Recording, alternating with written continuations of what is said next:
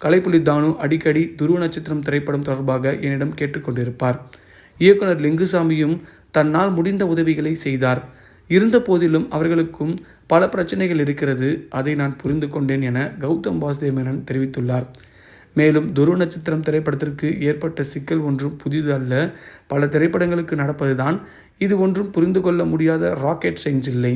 நான் தயாரித்ததால் தான் இந்த படத்திற்கு பிரச்சனை ஏற்பட்டதாக கூறுகிறார்கள். ஆனால் நான் இந்த படத்தை தயாரிக்கவில்லை.